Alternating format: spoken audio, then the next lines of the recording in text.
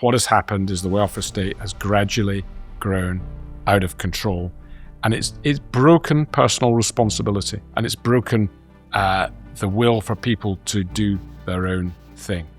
And that has now reached, I think, a tipping point that we either have a counter-revolution, and I think we have to be thinking in those terms in a peaceful context, and we realize just how far our liberty has been eroded, or we are entering really quite a dark period where the state will dictate virtually every aspect of our lives, and our scope for action will be really quite limited.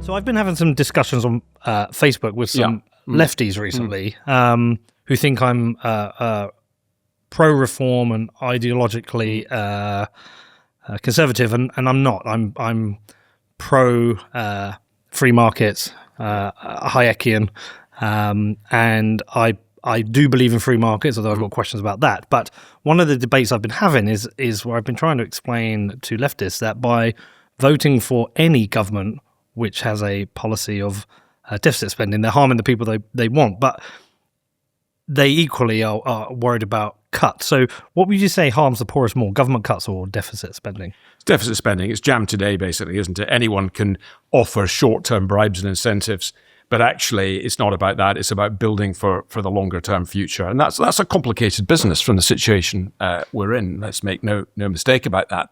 But you've got to look at the context of where we've come. You know, we are told constantly that there's austerity in this country. I think that's an absolute illusion. If we look when Tony Blair was Prime Minister, the state was a third of the economy.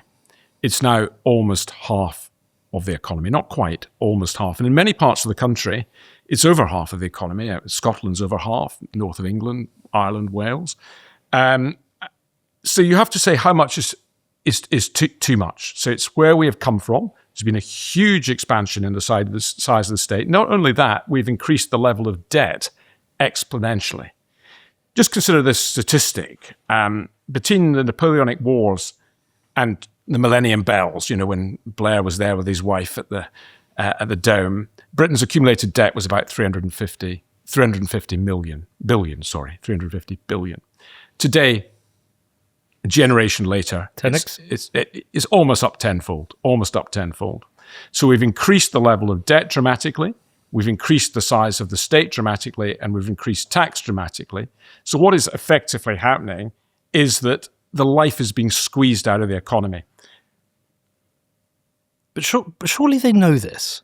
Surely they know exactly what they're doing. How can you be in government if you don't understand this? I'm sure they do know this to an extent, but it comes down to what you view as a good society. I think we're probably on the same page that we believe actually in letting people live the life they want to live, being free to choose. Other people broadly believe in state control, centralization, micromanagement. Their objectives are different. It is really the difference, in a way, between the old-fashioned sort of socialist idea and the more free market-oriented idea where you can be the best you can be. And I think it's a philosophical divide, really. I think they know the problem. I think there's also the short and long-term. In a democracy, it's very easy to make short-term promises. And I think the state has become a leviathan. It is incredibly complex now, and it's become very difficult. It's almost a machine out of control. I think that's the problem. And I think politicians, instead of standing back and looking what has happened in a context of time, where we are against other regions, and our debate, to be honest, in this country is utterly pathetic when you consider what's going on in other parts of the world. In China, the growth that they're seeing, the short-term decision-making we're making might keep the show on the road, but it's kicking the can down the road. And actually the UK's position, and that of Europe generally, is becoming relatively poorer at a very rapid rate. Just paint a picture, though, of how bad the situation you think it is. I think it's extremely serious. I think it's economic, I think it's cultural, and I think it's moral. But let's touch on the economic first. We talked about debt increasing tenfold in a short generation.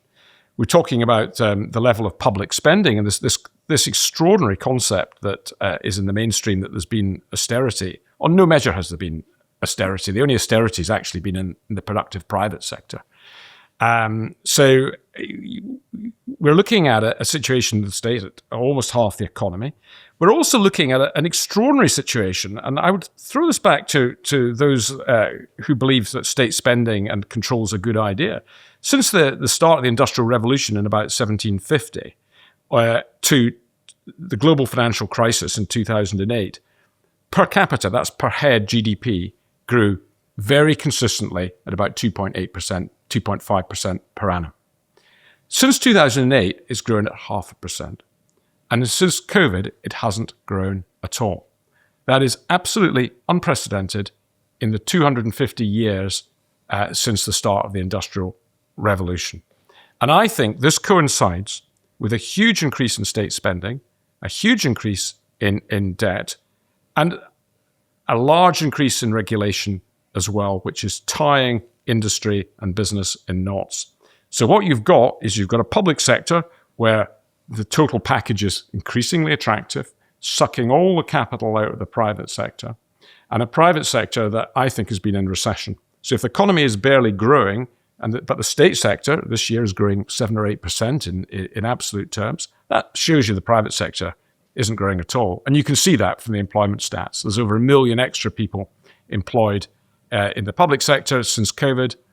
In the private sector, there's no growth hardly in employment at all. And I guess you've pointed to two specific times where the government stepped in 2008 financial crisis, which now, when you look at the numbers, they don't seem that crazy. But they stepped in and they learned they could print money to save the economy. And then in COVID, what I try and wonder is, has the state become addicted to spending, or is it trapped by its own debt and it can't face the idea of real austerity, which means probably losing elections? I think there's a bit of both there. Right. In terms of the debt, that ratchets up because you have to pay interest on that debt. And for many years after the global financial crisis, the cost of capital was zero. The Bank of England kept rates at almost zero, and the long end of the yield curve was close to zero. We've now got a yield curve that is more normalized. Interest rates of 4%, the long yield higher than that. So that's got to be funded. So the government's spending about 150 billion a year on debt interest repayment, and it's racking up more debt. So that's becoming a treadmill, and I think that's quite a dangerous position to be in. But there's a second aspect to this. I think the state has become so complicated that it's become extremely difficult to cut. So one of the things that Tony Blair did was he outsourced a lot of the decision making to Quangos, and roughly 400 or 500 billion of public spending is now managed by Quangos, of which actually there's very weak ministerial control. So if you look at something like the Financial Conduct Authority, if I asked you how much do you think they spend on regulation each year, what would you say? 50 billion? I had no idea. Well, it's over low. 700 million, okay, is what their budget is. And that's been increasing 10, 12% per annum, 5,000 employees. And they put a spanner in the work, in my view. They actually add cost to the industry. And that's one example. If we look at lots of other Quangos, they're in structural growth, and no one seems to know how to cut them. So I think we've got to have a complete reset here, that we've got to almost line by line go through each and every item and pull it back. I mean, spending has increased, as a matter of fact, if you believe the OBR statistics, it will have increased by 300 billion in real terms. Now, what does 300 billion mean? It's a large number. It's a quarter of the economy, right? It's not quite that. It's probably about an eighth of the economy. Okay. Since COVID, okay? We need to get back, to my mind, to spending that level of the pre-COVID level of spending, and even that would be high by Tony Blair's standards. If we don't do that, you're slowly squeezing the lemon. There'll be no growth in the economy. Rachel Reeves will have to come back for yet more tax, and more people will leave, and we'll be in the negative death loop that we've been in for a generation. Would you say that the machinery of the state then has become openly hostile to prosperity? I don't think it's institutionally hostile to prosperity. I think it is basically Organically hostile? I think it is. It's almost like a pathogen. It's almost like an organic being that just gradually expands. I mean, Parkinson in the 1950s came out with Parkinson's law, which basically said bureaucracies grow at 7% infinitum. And actually, if you look at the maths, that has sort of happened over the last 30 or 40 years. But what really has happened is the state has moved into numerous areas that it did not used to be involved in. Now, I'll give you some examples of that. If you look, when I started in the city, there was no financial services regulation to speak of. It was self-regulation. I mentioned the Financial Conduct Authority spending 700 million. That's only one regulator amongst 5 or 6. Probably the total regulatory bill is 3 or 4 billion, which did not exist previously. We even got a football regulator, if you want to be populist about it. One of Britain's most successful industries requires a regulator, go figure. And so it goes on. But actually the two big budgets are welfare and the NHS. Let's deal with the NHS. 10 years ago, the NHS employed 1.2 million people, I think the second biggest employer in the world. It's 1.7 million today, but outcomes are no better. What do these 500,000 additional people do? Question mark. The second question I would say is on welfare. We've got 9.1 million people of working age not in employment. That's about 1 in 4 of the working population. That is a social bad. It's a social bad for the person not working in terms of their own welfare and chutzpah, and it's a social bad for society. And these are issues that I think we've got to fix. So a good government would come in and they would look at welfare, and the NHS is harder to fix because of the sheer scale of it, but I think it needs to be broken down into smaller entities. And then you'd bring the Quangos in-house and claw back what is, I think, excess spending, and in many cases, for what? So it's not just a question of cutting the public sector. We need to recycle some of those savings into stabilizing the deficit, which is out of control, and then recycling into targeted tax cuts to try and grow the cake again. Because to your very first question, you said, which is worse? Is it the deficit or cutting spending? There's actually a third route, and it's called growth.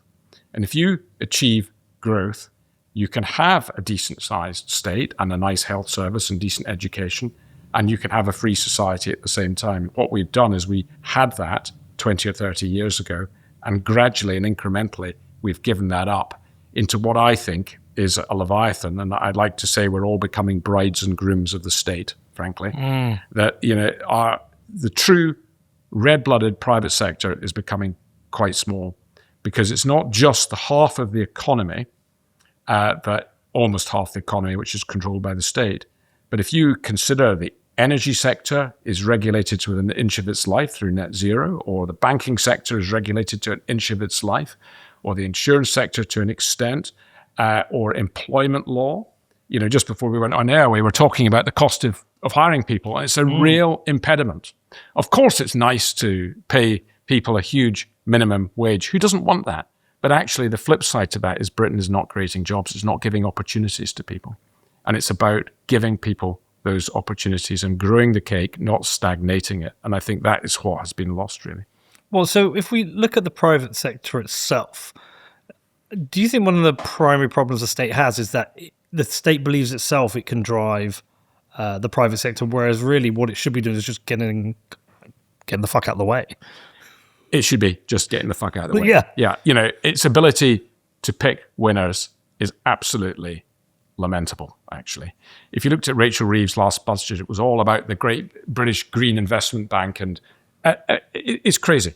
Their ability to pick anything that succeeds is absolutely negligible. If you contrast, this is not just a British problem, it's a European problem. If you look at the major companies in Britain, in Europe, and America. In America, apart from the fact that the largest 10 companies are literally at least 10 times, if not greater, the size of the biggest companies in Europe. I mean, NVIDIA's just topped $5 trillion, for example. Most of those companies, I think 8 of the top 10, didn't exist 25 years ago. And in some cases, they were founded in a backyard like this room here. In Europe, some very interesting companies like LVMH or Hermes and great luxury goods companies, but virtually all of those companies were founded more than 50 or 100 years ago. And in the British context, it's exactly the same story. Our biggest companies are BP, they're Shell, they're Unilever, HSBC. These are very worthy and great companies, but we have utterly failed to create new, exciting businesses. There's one or two. Revolut's a possible example, but so I don't want to knock what we have achieved. But look at the London stock market. When was the last, apart from Raspberry Pi, which is quite a small float, when was the last time there was a significant float of a British company on the London stock market? I can't think of a manufacturing one hardly in 20 years, and there's hardly any tech companies. This is a real concern. And if you do the maths, Britain and Europe are becoming globally irrelevant. And it's a tragedy because I think we actually still have enough positive assets here to turn this around. We've only got to be a little bit better than Europe and the capital will start to flow back. We've still got wonderful cultural assets, elite educational assets, sporting assets, the City of London. We could regrow this quite quickly, but we need to take a long-term strategic view, and rather than giving people jam today, be honest with them about the situation and give people the choice. And I actually think, given the choice, they will choose their grandchildren over today. The humble bee, a keystone species crucial to the survival of Earth's inhabitants. Here's how things would look if bees vanished. And here's how they'd look if humans vanished. But imagine if instead we became a keystone species by doing things the right way, by taking responsibility for our actions and becoming the solution. Iron mines the world's most responsible currency the right way. Because the future depends on it.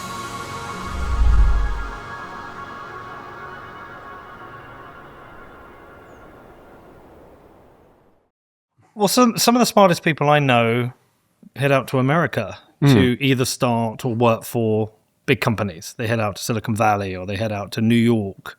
I feel like we have lost, I don't know, how do I put it? I feel like we have destroyed the incentives for smart people to stay here in this country and think they can, one, be successful, and two, be appreciated for it. I'm afraid you're right. You know, that we are seeing in the 1970s, well before my time really, there was a brain drain. We're seeing that now. It's not just the fabled millionaires leaving.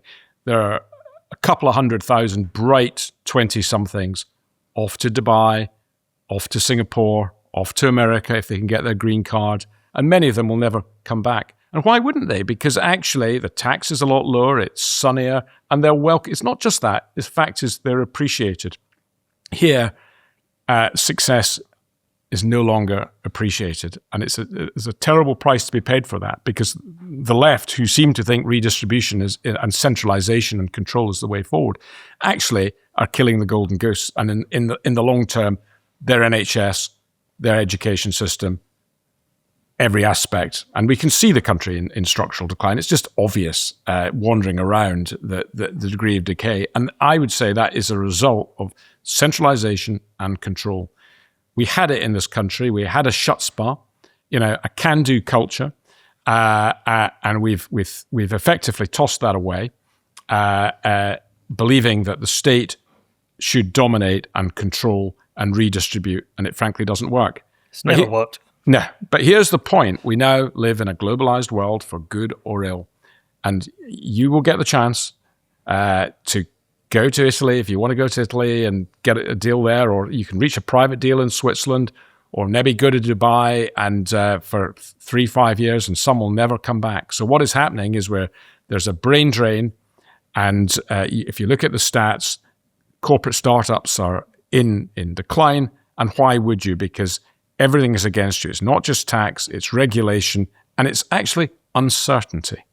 You cannot plan ahead because the rules change all the time. If you knew a situation was going to be bad, you can plan for that. But when you have no idea what Rachel Reeves is going to do next week, is she going to increase corporation tax, capital gains tax? Is she going to regulate this? What's she going to do to net zero?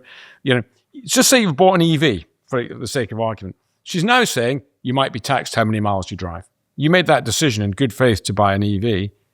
Retrospectively, they're changing the rules. Or if you own a second home, retrospectively, they might quadruple your council tax. How can you plan on that basis? And increasingly, people have said, we've had enough.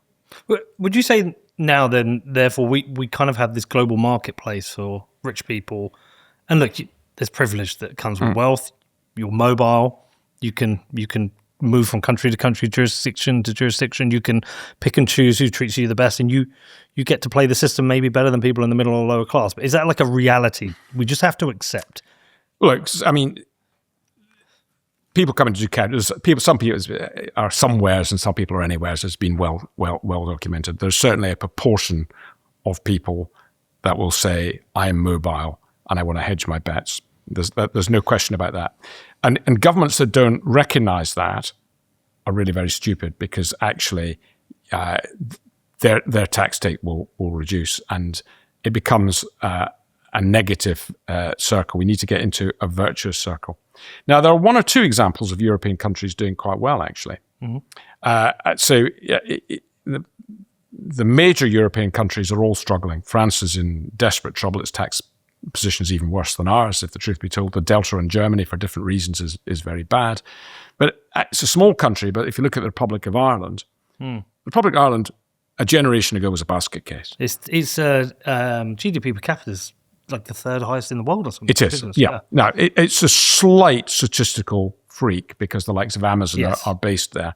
But what is absolutely true is they have gamed the tax system very cleverly for the benefit of their citizens. And they have gone from being a fairly poor agrarian economy to one of the richest on any measures in Europe. Maloney's Italy are learning that lesson. Italy has had a major debt problem. It had a generation without growth. It's still got a big demographic problem, actually, so it's not out of the woods. But Italy has started to attract capital. People are going there. It's an attractive place to live. The cost of property is rather less in most parts of Italy than it is here. Quality of life is high, and you have tax certainty. And they actually welcome. And Italy is starting to address its debt problem very gradually from a high level, and it's starting to grow. And the other really interesting success story in Europe is the former Eastern European countries. Now, they came from an incredibly low base, and I do get there's an element of catch-up. But they have been fiscally conservative. They generally have had smaller states. They haven't gone down the migration route, actually. If anything, their populations have declined, actually. But Poland is due to be richer than Britain per capita within about 10 to 12 years. Which is crazy, really, when you think about it. When Poland is on the border of Russia, it's right in the eye of the energy storm, and it has ridden its difficulties with aplomb, frankly. And it's not just Poland, it's that entire northern East European arc. They're conservative with a small c, socially cohesive, they are fiscally sensible, and they appear to have a strong work ethic. They have welfare states in each case, but welfare states that are not out of control. And actually, I think they're building quite strong moral societies, which are becoming, dominance too strong a word, but they're catching up with the rest of Europe after 50, 60 or 70 years of appalling misrule as part of the Soviet bloc. And actually, that is where the growth in Europe is. Old Europe is dying. This country is dying. And it's so needless. We have phenomenal assets in this country. We've got two of the greatest universities in the world, and we've got at least another 20 or so first-rate universities. We've got Wimbledon, we've got Wembley, we've got Twickenham, we've got every sport there is, we've got rock music, we've got cultural assets in a way that other countries don't have. Look, we're here in Soho at the moment. There's not many parts of Europe that are as vibrant. There's still a huge creativity here. In the City of London, which, despite its problems, is still the second most important financial centre. It's not too late to turn this round, but it's getting close to the 11th hour. And I think come the next election, be it in 2028 or 2029, if we don't get our act together and take radical action, people will head for the doors in pretty major ways, actually, and it will become almost impossible to turn around. We're on a knife edge. We still have those assets. We still have that creativity, and enough people have chutzpah, but they're being crushed.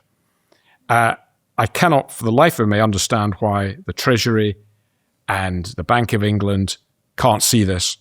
If we go back to, you were probably in shorts in the 1980s. Yes. I was at the start of my career. There was a genuine excitement about this country in the 1980s.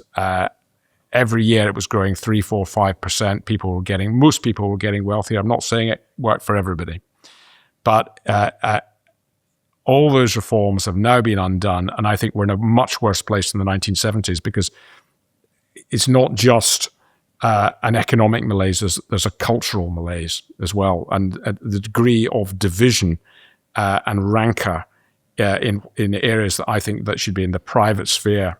Which the state has decided to regulate on matters of ethics, play into the feel bad factor and people feeling upset and angry about the country they live in. So I think we've got a short window. I think it is recoverable, but let's be quite clear about this.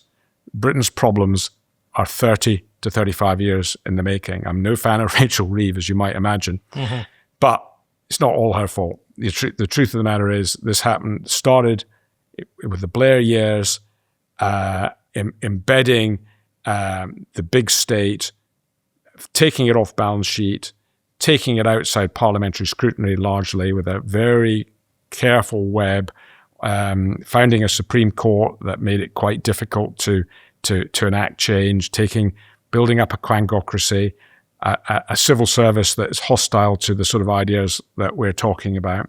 That was embedded by the Cameron and May governments. I don't know what Johnson was on, frankly. He did the exact opposite of what he promised in his manifesto in every respect. And now we've got one unholy mess. Rachel Reeves is compounding that. She's in hock to her backbenchers. She must realise that the benefit system is out of control and it's becoming counterproductive. We've got a number of cliff edge here. The people I feel sorriest for in this country are those that maybe earn 30,000 a year. Yep. They get up early, they work jolly hard, and they can see someone living near them, can't be bothered. The other group, actually, and there may be less sympathy with your listeners, I don't know, are those that earn about 100,000, because they're being taxed at, is it 65, 68%, something like that, up to 130,000. So there's a cliff edge there as well. And it's clearly absurd that those that are doing well in life are taxed at a higher marginal rate than someone earning $500,000. So there's a general feeling of unfairness. To say that a new government, likely to be reform, I hope, but whatever hue it proves to be, can sort this out on a 5-year time horizon, no, it can't. But what they can start to do is to turn the tank around. This is a 15, 20-year project. There will be pain. You cannot rectify a fiscal crisis, a tax crisis, and a regulatory crisis like this without taking some tough measures. And I would urge the next, hopefully, right-leaning government to take that pain very, very early. Go big, take it early, do your work before you're elected, concentrate on a fair, everybody believes that people that are genuinely in trouble should be helped out. No one is, that's not for debate. But it beggars belief that the welfare budget it is increasing at the rate it's increasing. That 1 car in 5 in this country is sold on Motability. These are not just statistics, any longer.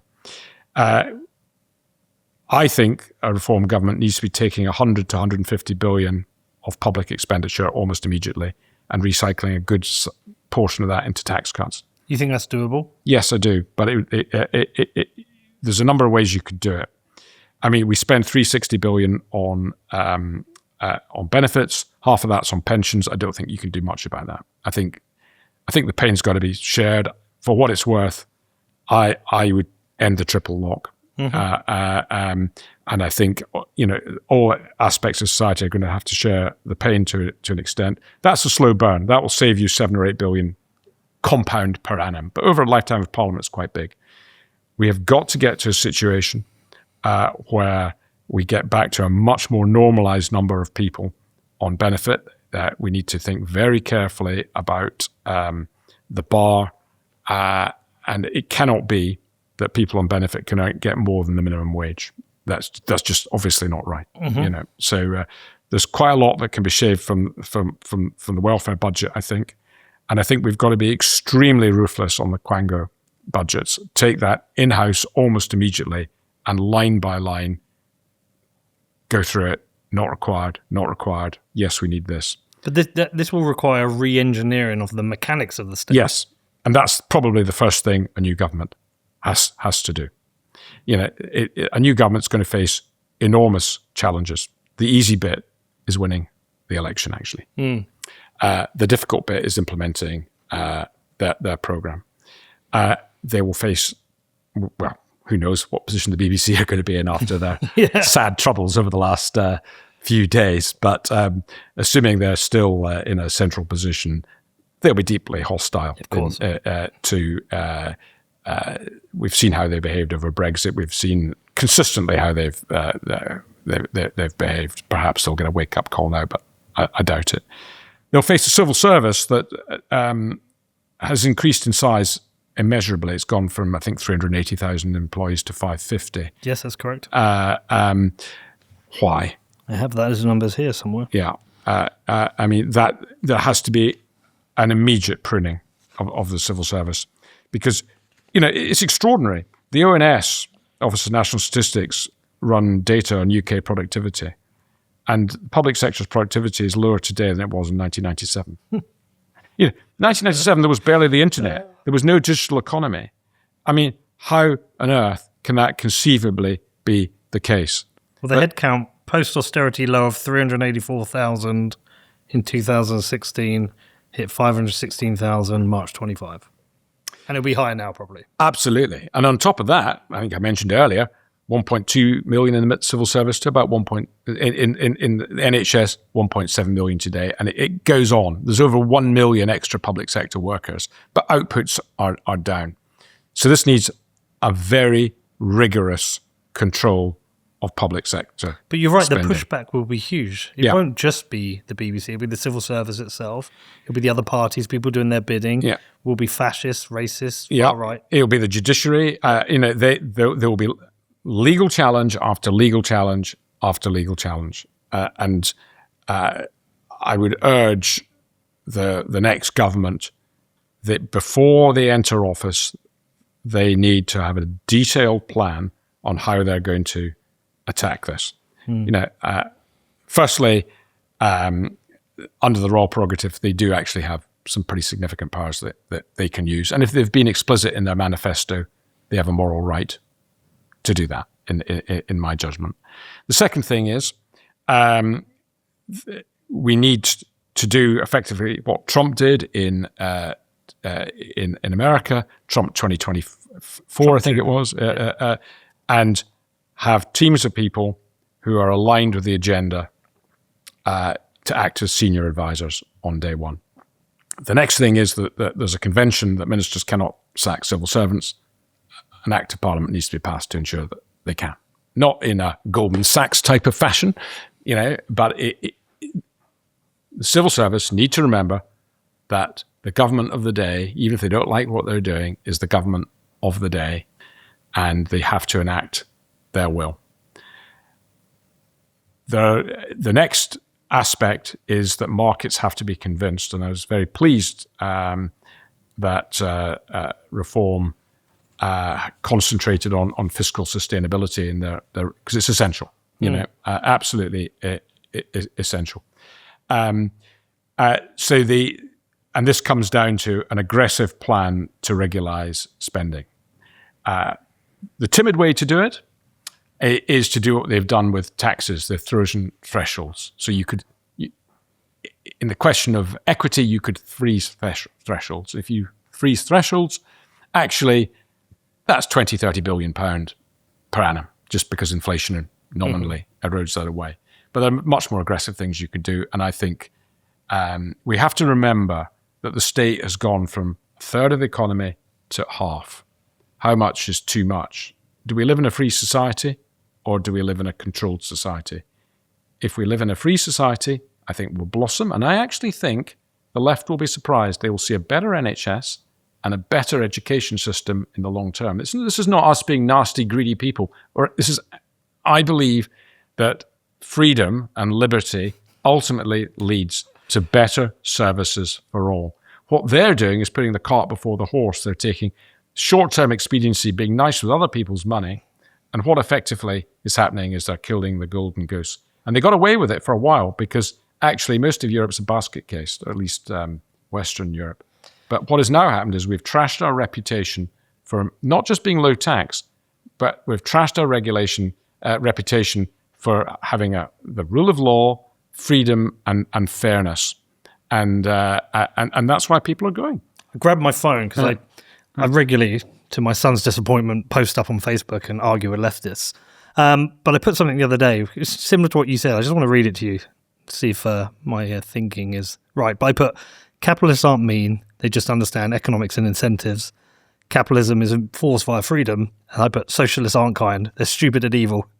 Every socialist nation enforces its ideology with walls, bullets, and censorship. Choose freedom. So a more hardcore version of what you were saying. You know what? I wish I'd thought of that myself. Yeah. I completely agree with it. But I think I think there is a problem. Two problems. Well, many, hundreds of problems. But the two related to this are that I don't think we have a strong enough culture of freedom in this country. And people really understanding what freedom and liberty means. But I don't think we've done a good enough job of educating people on the basics of economics.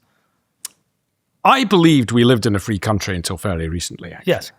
And I've been pretty shocked by what has happened, not just in terms of the loss of economic liberty, but I believe we had freedom of speech. And, there's freedom of speech here. We can virtually say what we like within reason. But in the mainstream, that's increasingly being challenged, actually. The window's being closed as to what's acceptable to discuss.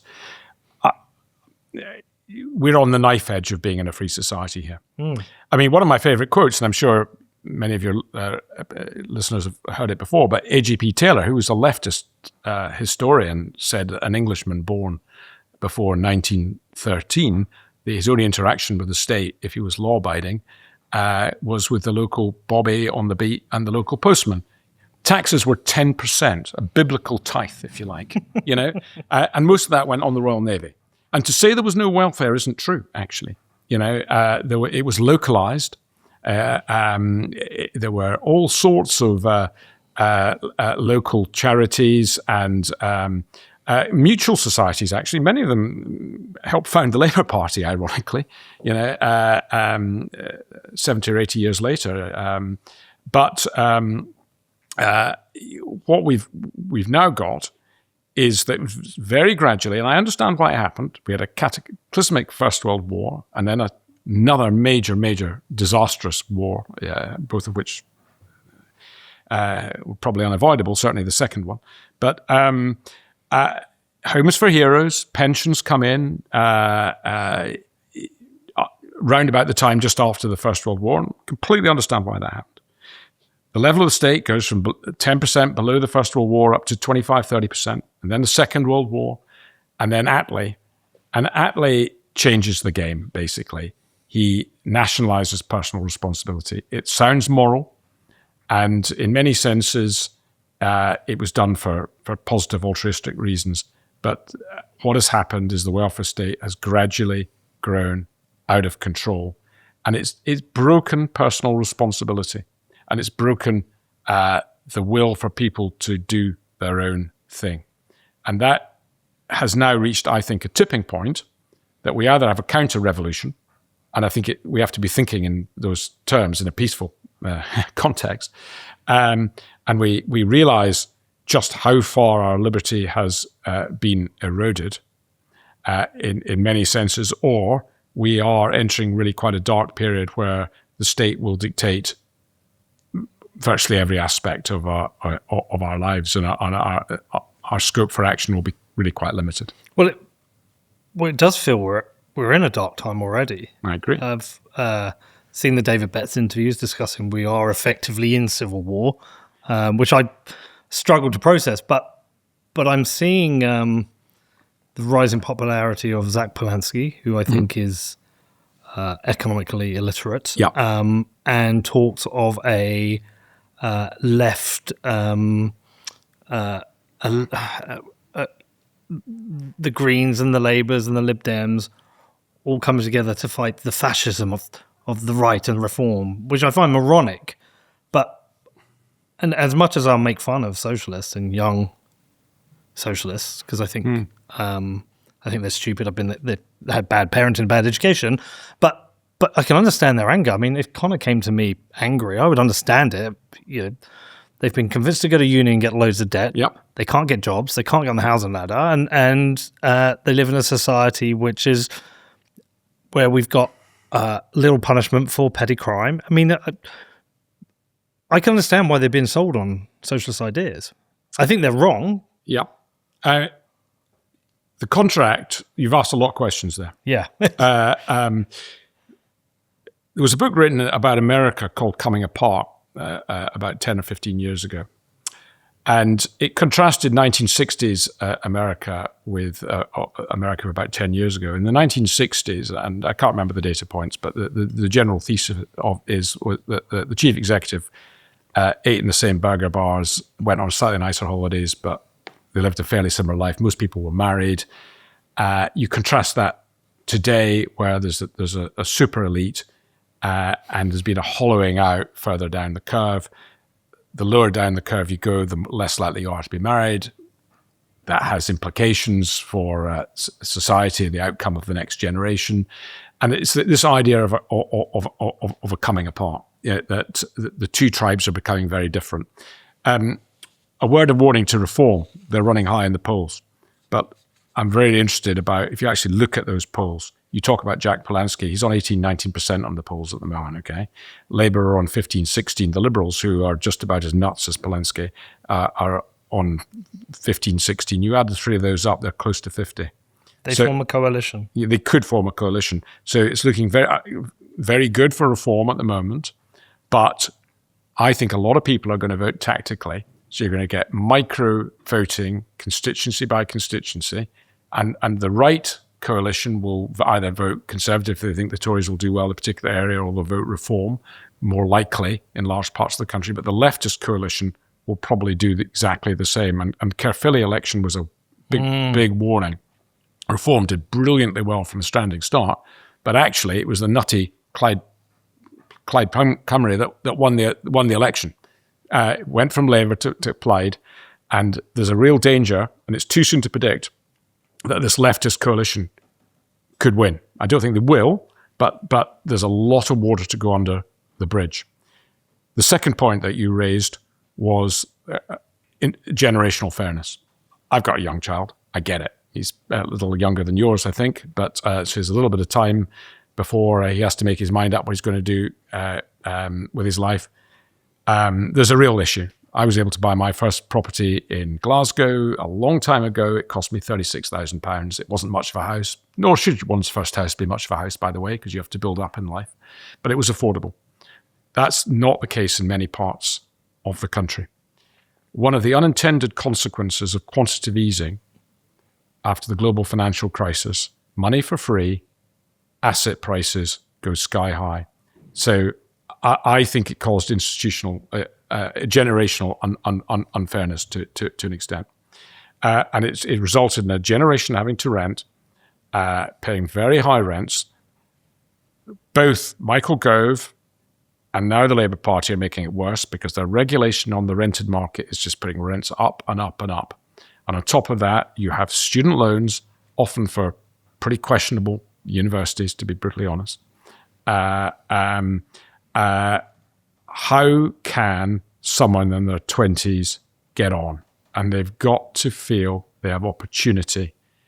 If they are tempted by Zelensky or the leftist alliance, I'm sorry, they're making a very, very serious mistake, because all they're doing is destroying any last vestiges of liberty and freedom we've got, and actually their wealth and opportunity is going to be even more greatly diminished. So it kind of feels like we do have a job to educate young people. I mean, look, there's some leftists to be on help, but to educate young people about the facts of how the economy works, how markets work, on economics. Because another thing, a point I tried to make to some people I know is that, by the way, the policies of Labour, some of them are really good for me. When they drive up asset prices, it's great for me. I own assets. Well, if you want to help the poorest, you want to get away from inflation as much as possible. I think your asset point was undoubtedly the case when they printed money. Yeah, it inflated assets substantially. I think we've now reached a tipping point, however, where they're starting to tax those assets, and that's extremely dangerous, because those that want to build up can't do so because they're being taxed very highly, and when the remaining wealth of the country is eroded, there isn't very much left, actually, and that's why I think we're on an absolute knife edge here. Well, they're asking for their money back, really. It reminds me of that moment in. Did you ever see White Men Can't Jump? No, I haven't. When he loses his bet and his wife goes around and asks for the money back. It's really hard to get the money back. Yeah, if you're not careful, you'll stress the banking system. Yes. So and to do it retrospectively isn't very bright. It's not increasing the cake. You're actually making the cake smaller again. It's got to this point. Just remember the point we discussed earlier, that from the start of the Industrial Revolution to 2008, the average person got up 2.5% per annum richer per year. Since then, it's hardly grown at all. Mm-hmm. The question is why?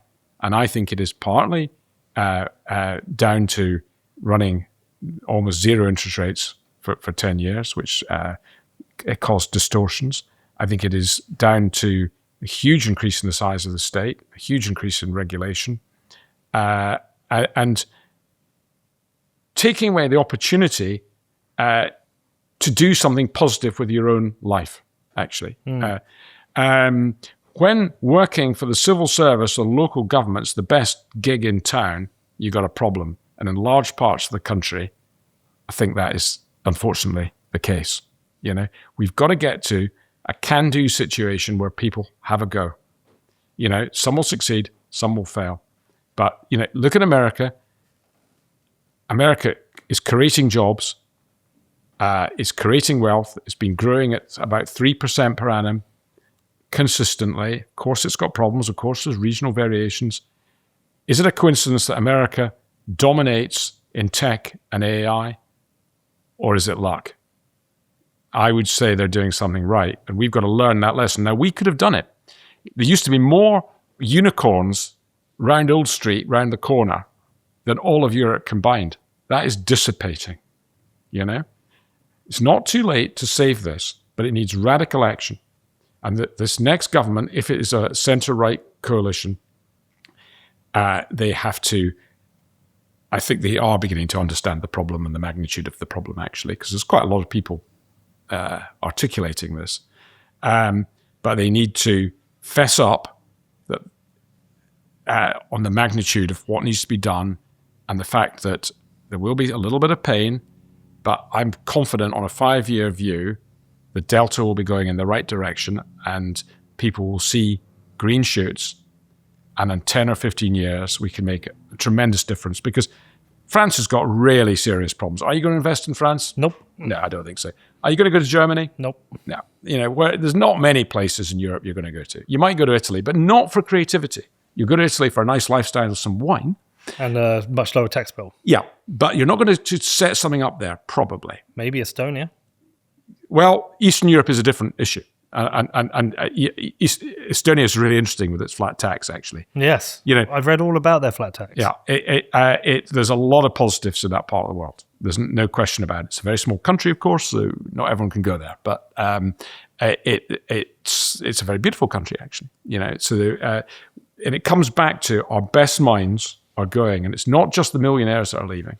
It is the people in their 20s who are saying, you know what, I'm going away for 5 years, I'll see what happens. And they might go away forever. We need to tempt them back.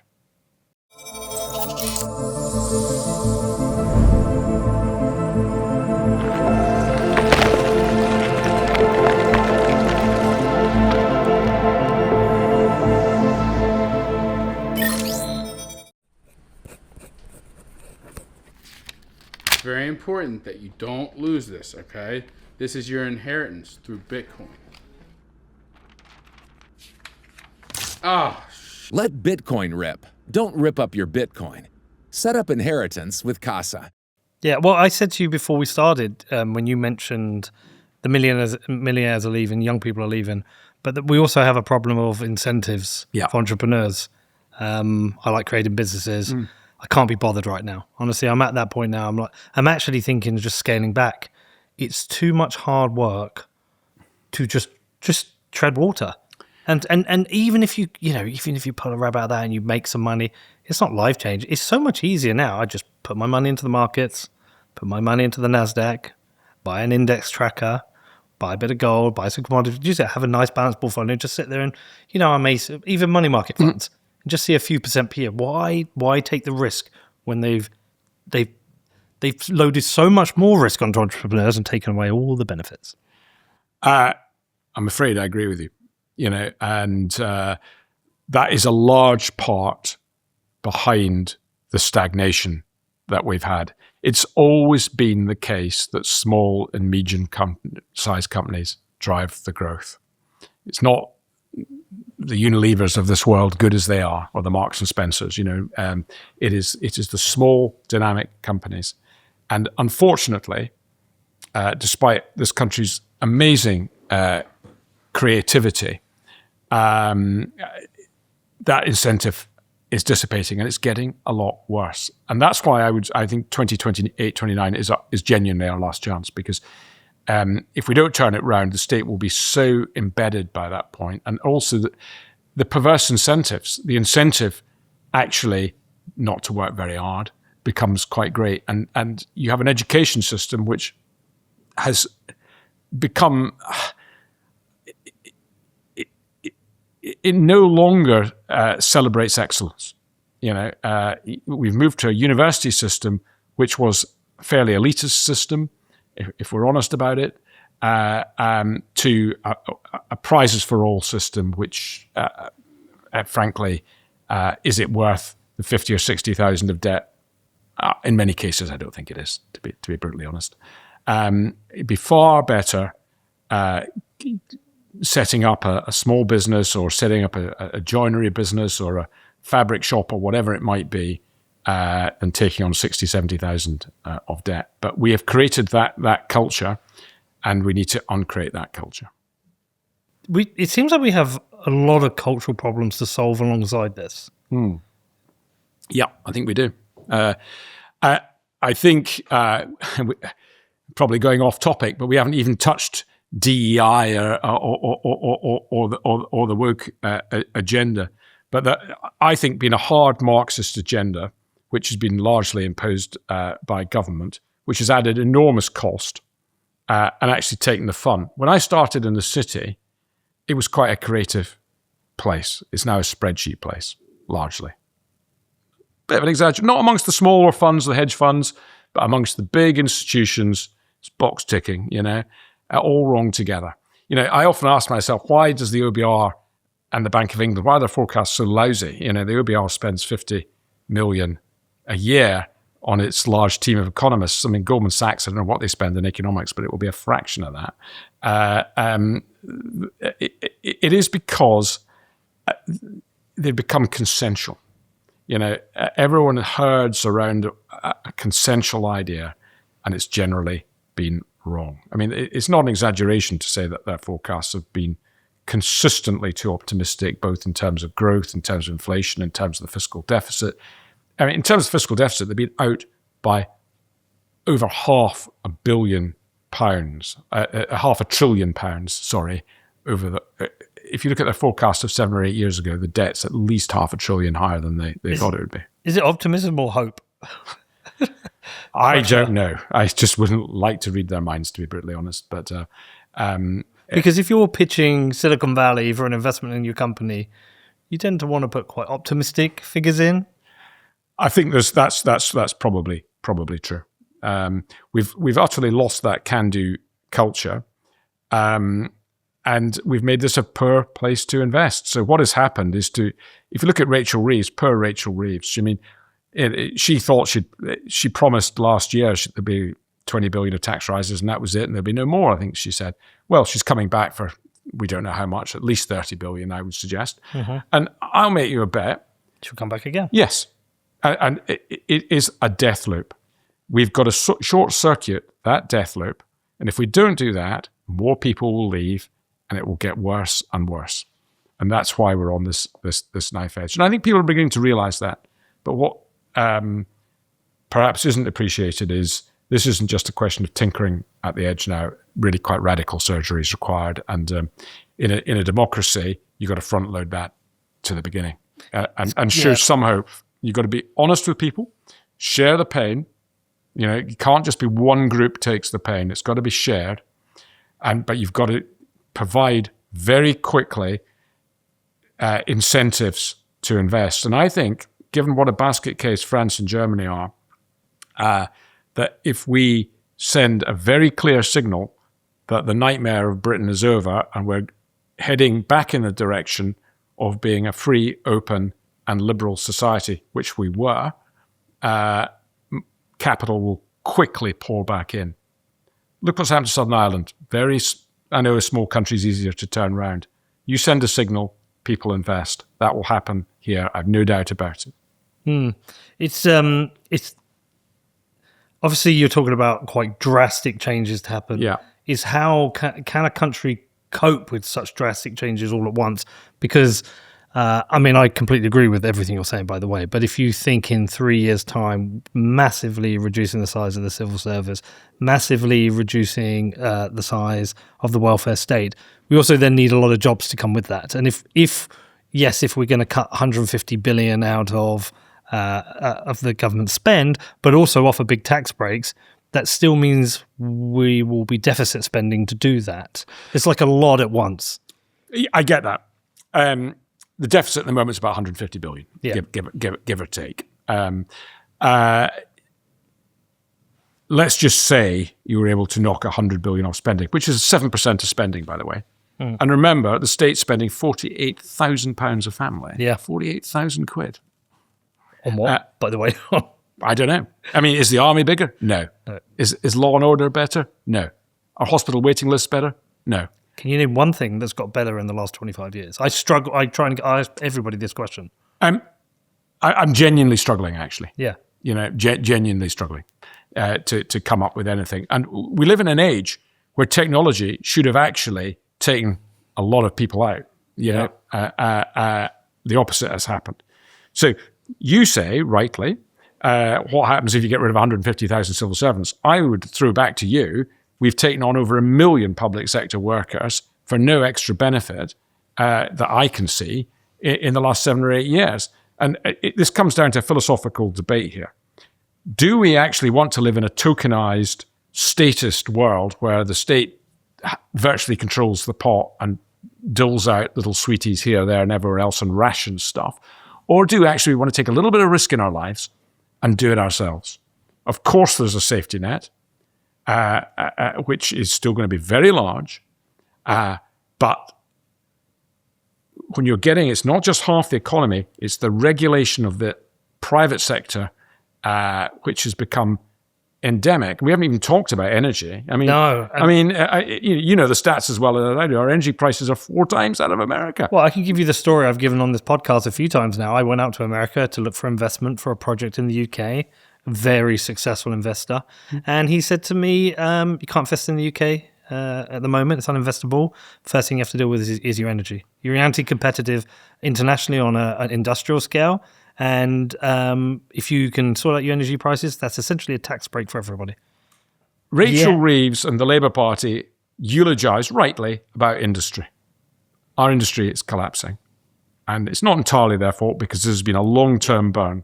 But they and Ed Miliband, the icing on the cake, America's not interested in net zero. Russia's not interested in net zero. China's not interested in net zero. India certainly isn't interested in net zero. We are 1% of the world's emissions and declining. Even if climate change is true, even if it is true, what we do is frankly irrelevant, and it is destroying our industrial base, what's left of it. It is absolutely crazy. Now, that's an easy win for another government. Yeah. It's not an easy win to fix the energy price overnight because there's the inbuilt infrastructure. But on a 10 to 20-year view, we can sort that. We're sitting on a bed of carbon, actually, in this country. We can, my proposal to recycle 2/3 of the spending cuts, 1/3 into reducing the deficit to show you're fiscally prudent, and 2/3 into tax cuts to grow the economy. Those tax cuts have to be targeted. I mean, to my mind, the very worst tax in the country is stamp duty, because actually, if you got rid of it, I think you'd get more VAT from people buying new kitchens and bathrooms. It would increase mobility. So I'm not even sure the government would lose money. What about basically saying any company, corporate structure that makes profits of less than £250,000 a year pays no corporation tax, 0. Now, that wouldn't even cost the government very much because lots of companies take money out in dividends, and those dividends are taxed. But these are not very expensive. Look at London's share of the tourist market is collapsing. We tax people to come into this country. There's lots of taxes that are just dumb. So the tax cuts have to be targeted to growing the cake. And that starts to grind you into that positive circle where the tax seats start to rise again, and you can then stabilize public spending, but you can cut taxes further. And there's just enough positive assets in this country, I think, for us to be able to do that. But we delay it much longer, and the culture declines further, and people can't be bothered. You're on a very, very slippery slope. I was told we could be net zero in 20 years.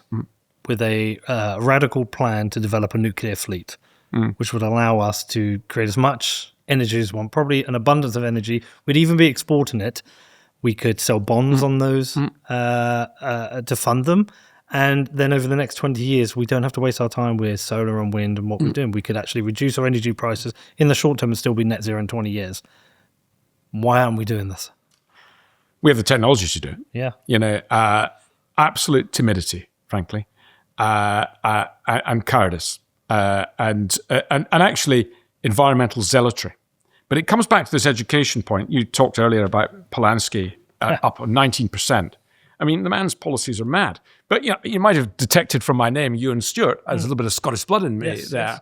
Well, in Scotland, we've had the green experiment, because the Scottish National Party are pretty mad, actually have been in coalition until very recently with an even madder party called the Greens. And their policies, just look what's happened to Scotland. It is the most progressive, apart from Wales, part of the United Kingdom, and the state is over half the economy. There's no growth, taxes are high, the state sector is just about the only game in town, and Scotland sits on its North Sea and is letting it sink. And these people, I'm afraid, are ideologues, and they don't really understand the damage they're going to do to people's lives. Who actually loses out most from high energy prices? It's the poorest. It's the poorest. I mean, I would say that actually the socialists, who were founded from a noble ideology at a time of mass industrialization, I get why it all happened. They are doing the people they supposedly stand for the most harm by far. I saw this great quote someone put up on Twitter the other day. It said, if socialists understood economics, they wouldn't be socialists.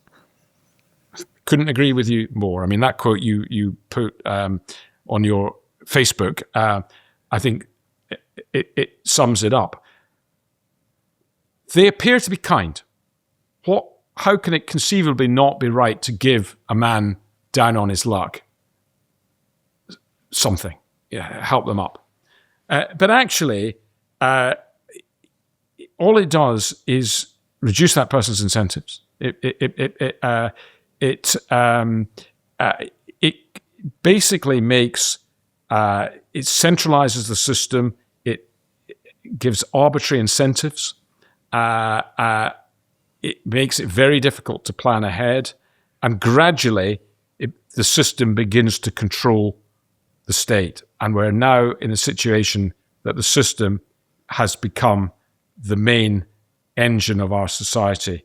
When I started my career in the city, governments weren't discussed very much. There was a bit of curious interest in the budget and maybe whether the chancellor had put the price of beer up or not.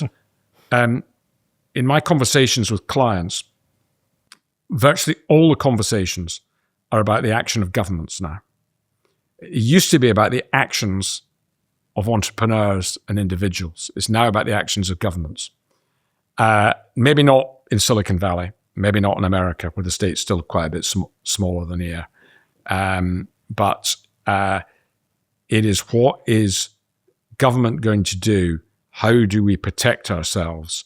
And when you contrast our little part of the world, which founded the Industrial Revolution, created great invention, which has benefited the world, and great civilization, with what is happening in China. I mean, China are building our energy network every 3 years. I can't remember the stat, but they are effectively building our motorway network from scratch every 2 or 3 years. Our debate's pathetic, frankly. And if we don't wake up and smell the coffee, the next generation are going to be immeasurably poorer than this one. Well, what can we learn from China? Because you also, I mean, I've read some of your writings. You are a free market guy, and China isn't a free market country. It's opened its markets up. But some guy posted the skyline, I think, of Beijing the other day. It looked beautiful, and said, how has communism failed it? And I obviously know it's not a communist country. Yeah. It's opened up its markets. But what is it we can learn from China without becoming as authoritarian as them? Well, it's a good question. I've never visited China. No, I'm saying. So I can only give you... China is not the Marxist... I mean, there's aspects of China which worry me greatly. The surveillance society, being part of it.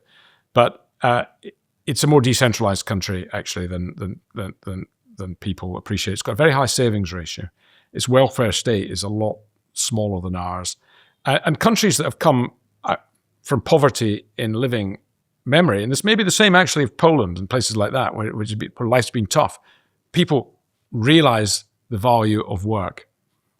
So there's a work ethic, or appears to be a work ethic, which is really very high in China. So it's the cultural problem again. Yeah, I think culture has become part of it. I think the well-intended welfare state has got out of control, coupled with an education system that doesn't celebrate excellence at all levels. Not everyone could be Einstein. That's not the point. Whatever level you're at, you need to find the best work you can get. That is, whether it's carpentry or whatever it might be.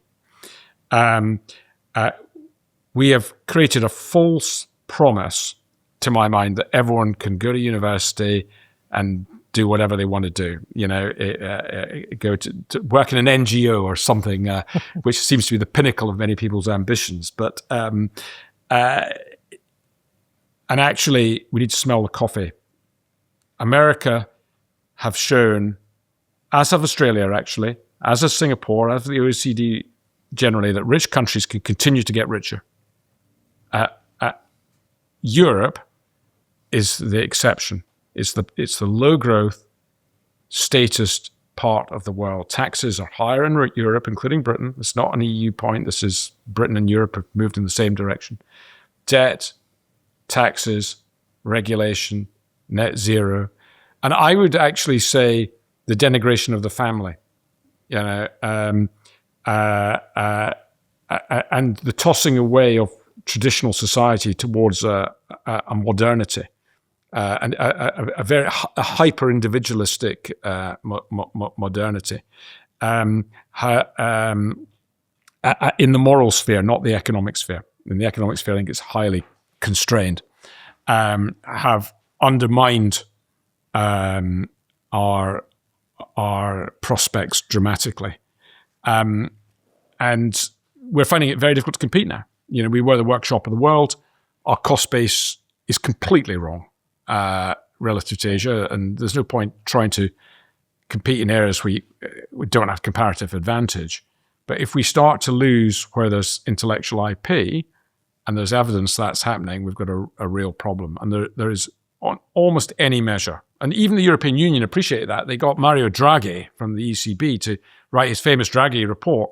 Why are we failing? His conclusions were entirely wrong, by the way. His conclusions were, we need more Europe, more centralization, more control, more net zero. Extraordinary. But at least they realized they've got a problem. Yeah. And actually his paper is worth reading. There's a lot of good stats in it. We should do something similar in this country. And I've attempted to do it, others have as well. The degree of decline, I think almost everyone agrees things are going wrong. There's not yet an agreement as to how we can rectify that. What is absolutely critical, though, if the Progressive Alliance wins again, and they've been in power now for 30 years, the Conservative Party was part of that Progressive Alliance. I hope they've broken with that now. Time will tell. But if they win again, it's going to be so difficult for us to turn it around. I mean, Argentina was a rich country once. And fifth richest in the world at one point, was it? It was. Yeah. It was. And their decline didn't happen overnight. It was a gradual 100-year decline. And that picked up dramatically in the last 10 or 20 years. And if you just look at the inflation chart, I have to check the numbers, but we're looking at a debasement of about 100-fold, literally 100-fold in the last decade. And that's why the Argentinian people have woken up and smelt the coffee and are prepared to take radical action. We're not in the position of Argentina. No. And we don't want to get there. But we could get there. We're on the road. And that's why 2028, 29 is so critical, because we're embedding a massive state, massive deficits. And the only way to get out of those deficits is to inflate your way out. We need sound money. Just one point I would make. After COVID, the Bank of England thought we were going to have deflation. They didn't even bother to look at the money supply. There was no evidence that they were following the massive growth in broad money from their QE program and furlough scheme program, which was QE'd money directly into the economy. Funnily enough, they've blamed Ukraine, they've blamed supply chain issues. Inflation was picking up well before that. It is down to the debasement of the currency, effectively, in the growth in broad money.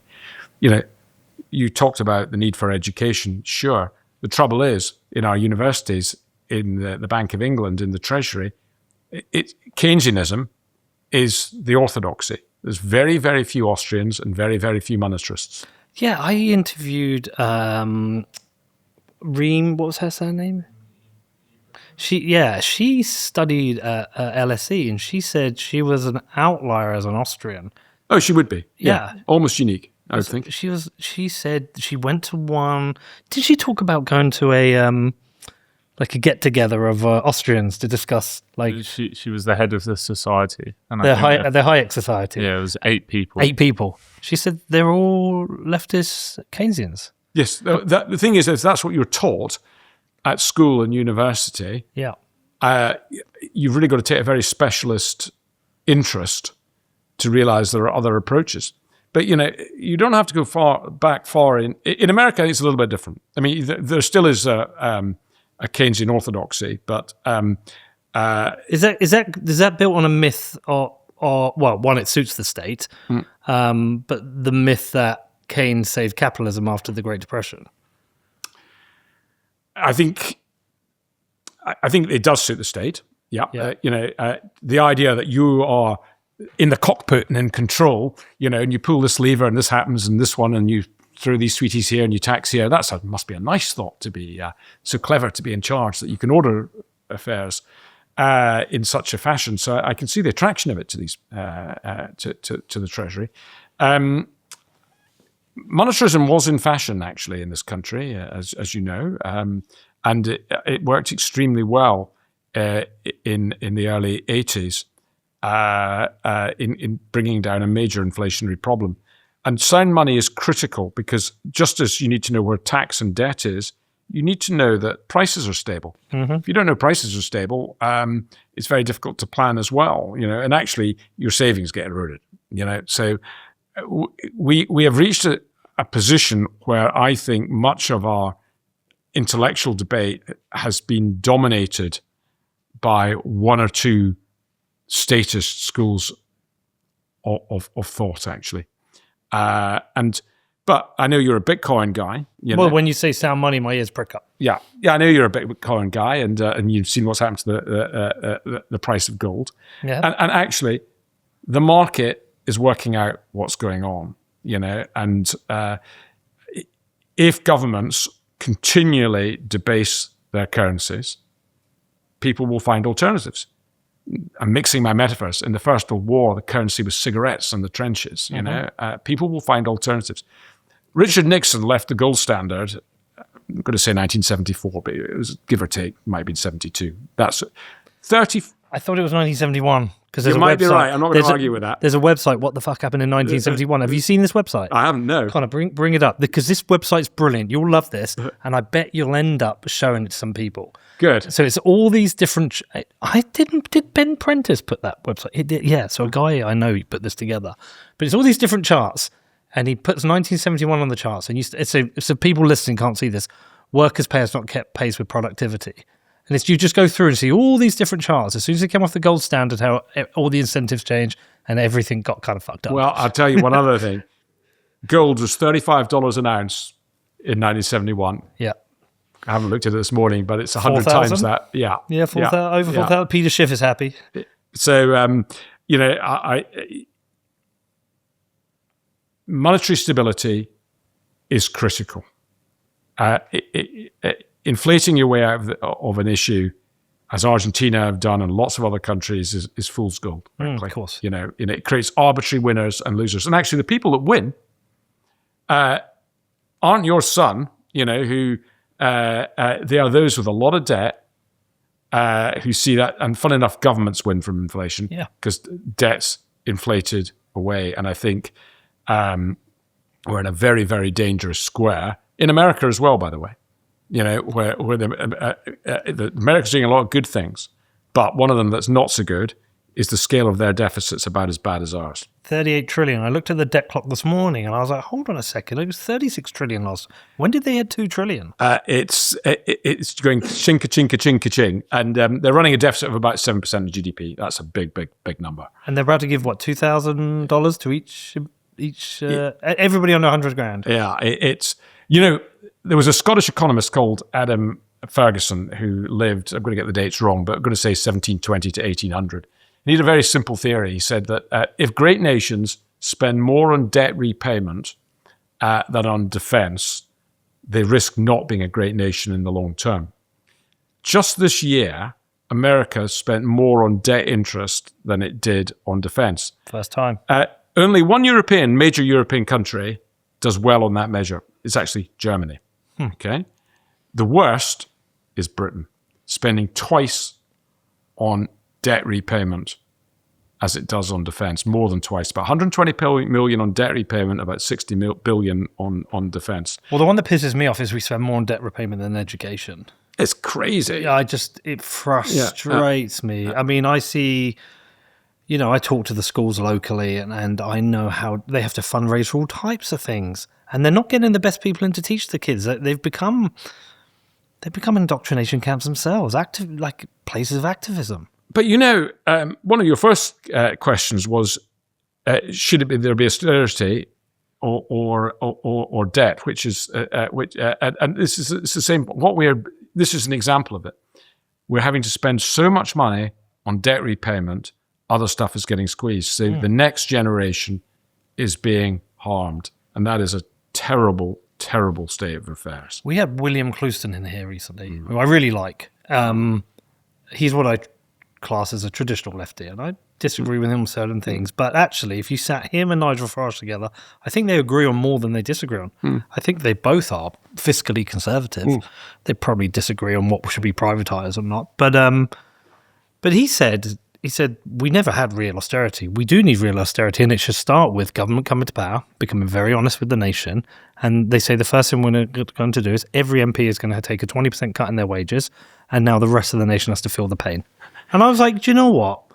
As a concept, to just communicate with the nation that we have to do this, I actually quite like that. Some people say we're badly run because MPs aren't paid enough. I disagree. I think MPs are paid too much. Well, I have two schools of thought. So one, it should be a part-time job, and we should get the people who've made their money already in there. Someone like myself who doesn't need the wage. But the other school of thought is that if they're super smart people and they can earn £500,000 in the city, why would they become a politician? Singapore's tried the higher wage model. Yeah, I don't think ultimately the amount we pay them is the big issue. I think it's the structure that's the issue. But what we've made going into politics a very unattractive career, and it's not just the money actually. And I don't think I genuinely think the overall package is much more attractive than it looks. It is, the debate has become poisonous. So I was watching a YouTube video of Peter Shaw, the Labour politician in the 70s, debating with Lord Jenkins. It was one supported the EU and the other didn't. This was a gentlemanly, intelligent debate where they discussed the 1975 referendum about the issue. Now it's a shouting match. It's playing the ball. It's playing the man, not the ball. We've got to get back to a situation where we can have an honest debate about what the problems are. There'll be disagreements, of course there will. But when we try and create a smokescreen and just tear anyone that doesn't happen to agree with the current ideology apart, that's a serious state of affairs. To be honest, it's an attempt to subvert democracy. When do you ever see one politician say to the other, do you know what, you've made a good point there? Actually, that would be quite powerful. Yeah, I think it would be incredible. Of course, there are clusters, and one is attracted by a cluster. I'm attracted by a free market cluster, but I think there's a moral context to the free market. I'm not, a complete libertarian in these things. I go in that direction, but not 100%. I completely recognise there's a role for the state. I'm struggling to think of a good policy that this government have come up with actually since they came into power. But we need to get to a position where, rather than very short-term point scoring and window dressing, we actually step back and say, where are we? What has happened? I think we all agree, left and right, that those things have gone sorely, sorely wrong. But it's like boiling the frog, We've got here by very, very slowly boiling it. If you actually just go back and you say, this is what it was like 20 years ago, this is what's happened over this period, these are the data points, is it better, is it worse? If it is better, great. If it's not better, what are we going to do about it? Well, why is it not better? What are we going to do about it? Correct. But there is a job to communicate this with people. If I showed you my Facebook, you will just see me constantly just saying reality check, Econ 101, and I'm trying to explain to people from the left how the things they're voting work counterproductive to the outcomes they want. I was like saying, here are rich people's secrets. Inflation is good for people with assets. It's terrible for the poor. If you vote for any government that is pro-deficit spending, you're punishing the poor. They don't want to hear it. It's almost like we need a Charlie Kirk style character out there debating people with the facts to just try and coax them along. But it seems so hard to convince people. I think the trouble is if they, through school and university, have been told that there's one truth and that the modern God is egalitarianism, and anything that challenges that modern God is wicked and wrong and bad. I mean, we can win though. You take net zero. There was a period to hold a net zero skeptic view was eccentric. Yeah. And now it's quite eccentric to be a green zealot because the evidence points very, very clearly you're destroying our industry and you are costing particularly the poor an awful lot of money. Another example of how things can change. Brexit, without getting into the rights and wrongs of Brexit, that's not really the point of this comment.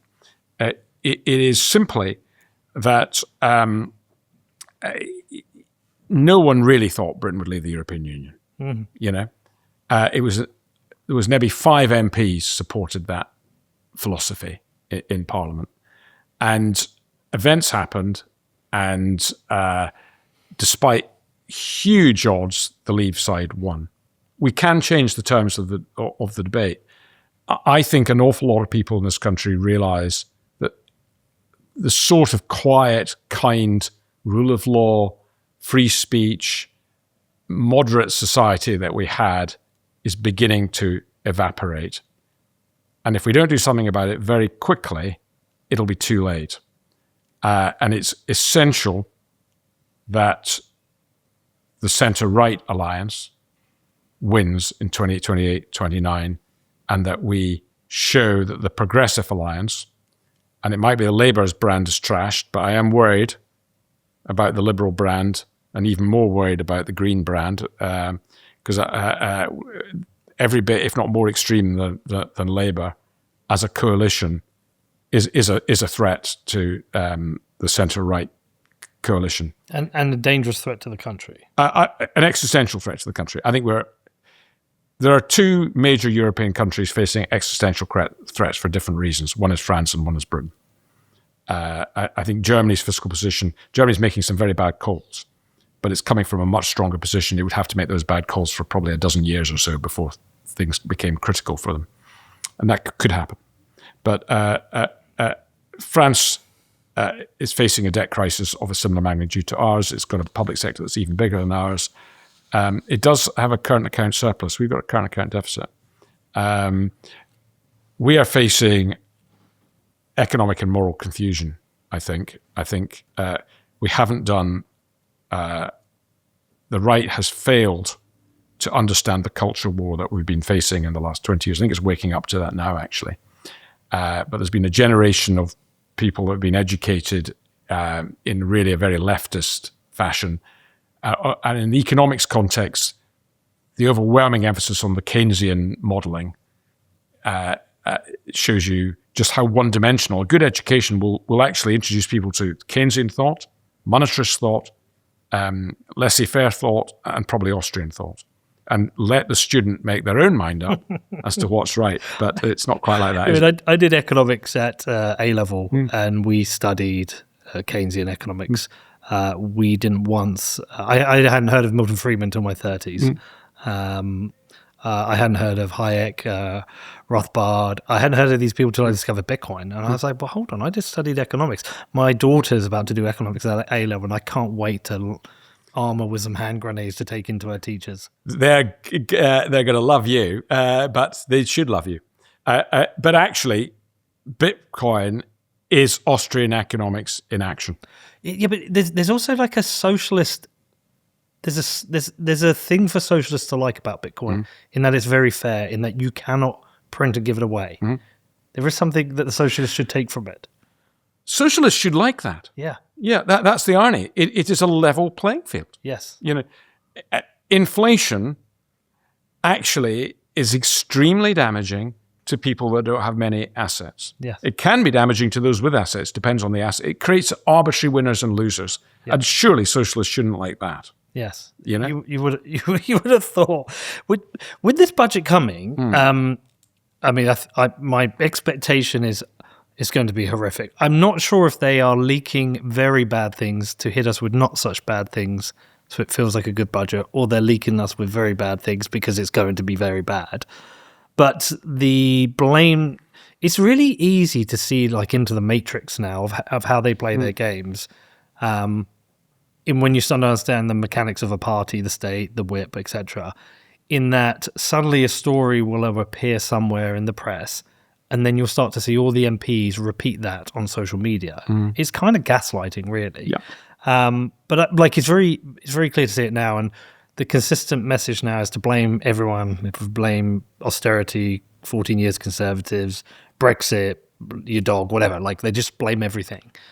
But the Brexit one's really interesting. I wanted to ask you about it. We don't have to get into too much detail, but are we actually in a unique position because of Brexit that we can do something about this? We should be, yeah.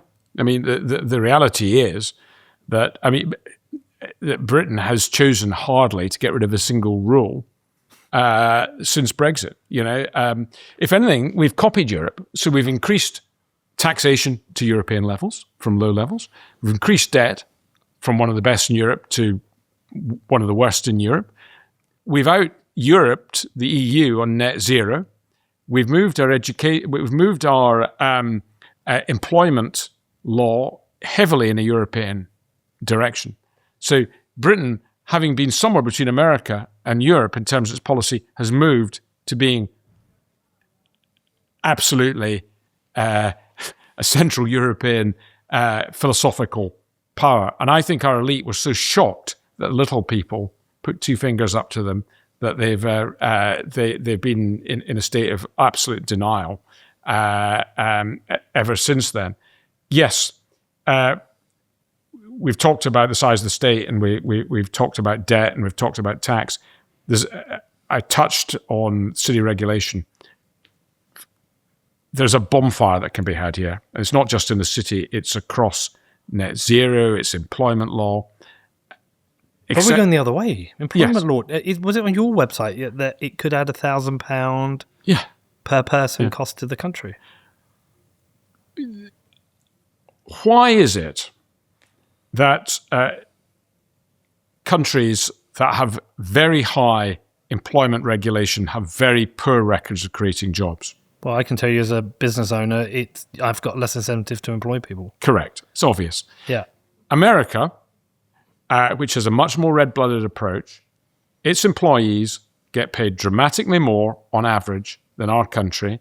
And yes, you don't have the same rights, but you've got a much better chance of getting another job if you are made redundant. And probably your incentives to work are a lot higher, actually. So the contrast between mean wages in Britain and America, when Tony Blair came to power, the average American was about $5,000 richer than the average Briton per annum. It's about $25,000 now. It's a drastic change. Yeah. And there's a whole lot of reasons for that, okay? But employment law is a good part of that. It's also that their economy is just more dynamic. It's the idea of Schumpeterian destruction. If Europe and Britain says nothing can ever fail, well, you end up getting an awful lot of cardiovascular cases that are just about keeping going, but not really.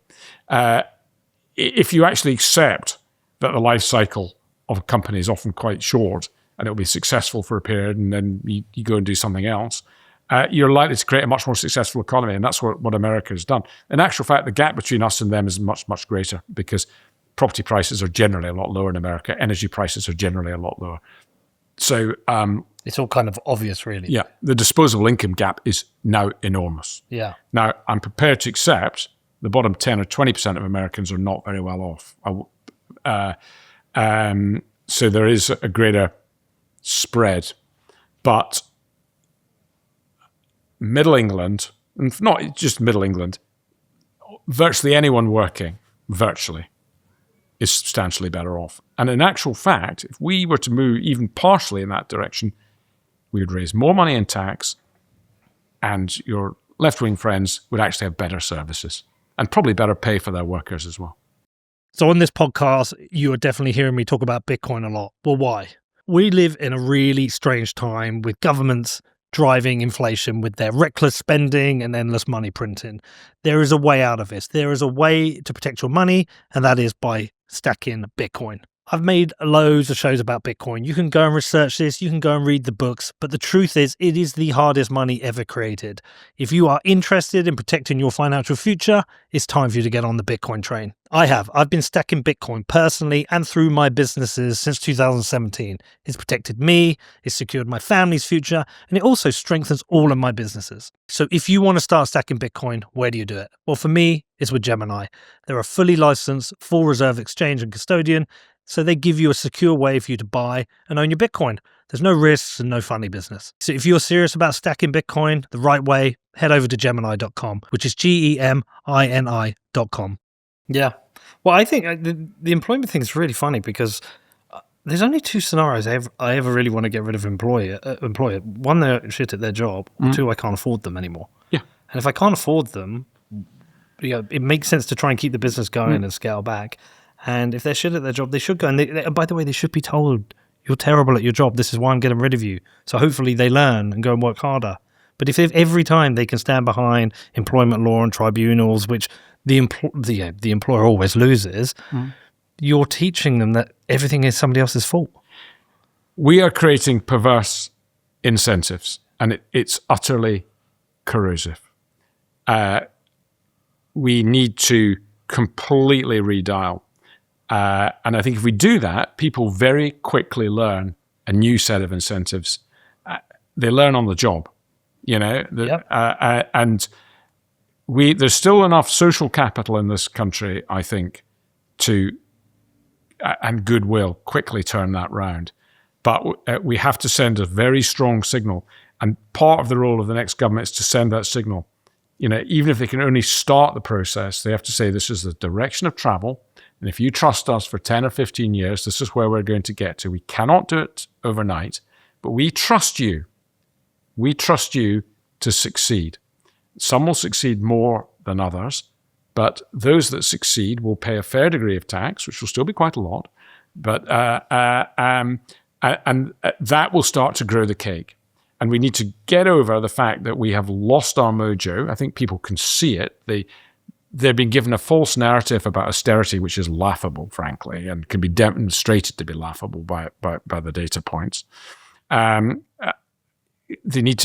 making progress on net zero in terms of the costs involved of is now a global outlier. No other country is doing this in the world. Yes, of course, it's nice to have a job for life. Who wouldn't want that? But it's not actually very good for you.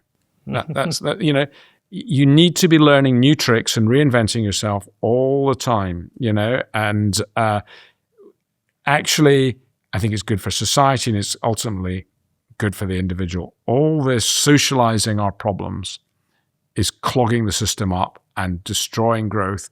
And almost the worse the growth gets, the more vindictive society is becoming, and the more it's feeding in on itself and it's blaming others for our own failings. Is there anything Labour can do, or when you look at the party, is it beyond help? They're too incompetent, and we just have to somehow survive. I don't think they're incompetent. I think it's they view the world in a very different way. I think their philosophy is just they're not classical liberals in the way that we are. Yeah. They genuinely believe in state control, direction. That they know best, and they will take what you've achieved for the common good. That's how they see it. I think it's not popular. Yeah. The polling would tell them that their ideas are not working. They're not working within the public. The trouble is, even if Rachel Reeves now thinks her welfare budget's out of control, which she probably does privately, she knows it's very difficult for her to address that because of her backbench MPs. Yeah. The only way I think it would happen is if Britain faced a 1977 type moment where the IMF was called in.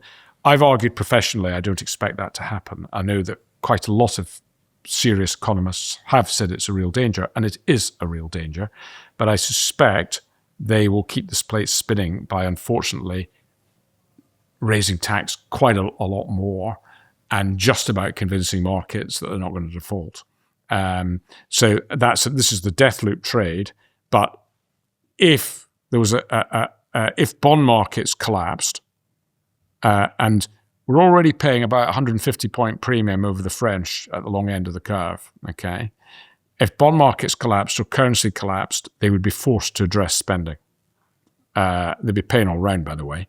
But my central case is that the UK Treasury is well aware of the risks of that, and they'll do just enough to keep the plates spinning. That creates a problem for the next government because they're going to inherit an incredibly weak situation, and they need to be doing their homework now. And I think they're starting to do that, actually, in fairness. And it needs to be an institutional framework as to how they get their agenda through the institutions of government without it being clogged up in the courts or kicked into the long grass by the House of Lords. And they need to be very clear how they're going to cut spending. I would say minimum 100 billion. You know, and 100 billion sounds a lot, and it is a lot, but it's only about 6-7% of spending. You know, just you own a coffee shop. Yes, I'm sure you could adjust your spending by 6 or 7% quite easily, if either up or down, actually. Yeah. And we need to be Nigel Farage, or whoever it's going to be, needs to be very clear with hard data points of what's happened and explain this is not sustainable. And just say to the people, you've got a choice. Do you want to be free, or do you want the state to direct? Do you want to be a bride or groom with the state? Do you want to just allow the state to dictate your terms from the cradle to the grave, or do you want to give life your shot and be free? So let's try and finish on something a bit more positive, because we've done all this shit. Okay, just one. What does give you hope? What are you optimistic about? Look, I'm optimistic about the creativity of our people. This is still a really great country. Look at the West End of London. The creativity of the theatres, the cinema, the restaurants, the sporting facilities. It's still a beautiful country. There's still a feeling of fair play amongst the population, if not at the elite level. We've still got fantastic elite education in this country, which is the envy of the world at both private school, which is being attacked, of course, and elite universities. We've got very interesting, still got some quite interesting technology. So the English language, no one ever talks about that. That's an enormous strategic advantage. Yes. You know, enormous strategic advantage. So that makes me optimistic. We're going through an enormous technological revolution, which we're not leading, but we can benefit from. That can go one of two ways. Digitalization could actually enslave us, but it can actually be used for our benefits in terms of medical discovery, in terms of just scraping data and slashing the cost of stuff. I'm not a neo-Malthusian that thinks AI is going to destroy us. I think it will actually probably make us, because for every job it destroys, it will create 2 new jobs. You know, there's never been more people until recently worked in this country. They work in different ways. You know, it will free up opportunity. So I'm actually very optimistic about the future. If we can just get this rotten government, and actually, in fairness, the previous rotten governments behind us, and change direction, I think very quickly we can create a wonderful place. Excellent. Well, I hope so. I agree with you. I'm sticking around. Yeah. I want things to work. Fingers crossed we get a new government in 3 years, and they have the balls to go in there from day one and be hard. And that's the thing I care about most. I had Nima Parvini in here, wrote The Populist Delusion. A great, really interesting guy. Talked about how populist governments can win elections, but they can't always force change. And I just think the government has to be hard and tough, and you know, we have to really go for it. So hopefully you're right. I'm seeing your colleague Shankar tomorrow, so I'll enjoy a follow-up chat with regards. him. I will do. And yeah, thanks for coming in. We should definitely do this again. Thank you. I enjoyed the conversation very much. Yeah, appreciate that. And thank you to everyone for listening. We'll see you all soon.